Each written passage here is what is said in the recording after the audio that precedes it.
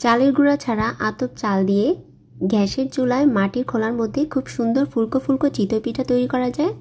আর এই পিঠাগুলো খুবই সফট এবং জালিদার হয়। পিঠাটি বানানোর জন্য আমি 2 কাপ আতপ চাল সারা রাত পানিতে ভিজিয়ে রেখেছিলাম। হাতে সময় কম থাকলে 4 থেকে 5 ঘন্টাও ভিজিয়ে রাখতে পারেন। ব্লেন্ডার জাগে চাল আর নর্মাল টেম্পারেচারে হাফ কাপ পানি দিয়ে স্মুথ করে ব্যাটারটা তৈরি করে নেব।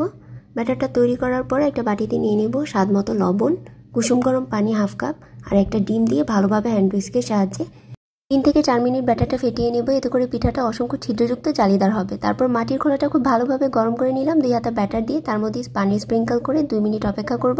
2 মিনিট পরে পিঠাটা হয়ে যাবে। দেখুন কি সুন্দর হয়েছে। আমি সেম প্রসেসে আমি আরেকটা পিঠা তৈরি করে দেখাচ্ছি।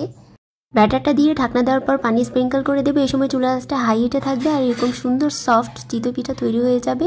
পিঠাগুলো কিন্তু সবগুলোই খুব সুন্দর ফুলকো হয়েছে। তো এভাবে এই চিতই পিঠা তৈরি করে নিতে পারেন। আশা করছি সবার ভালো লাগবে।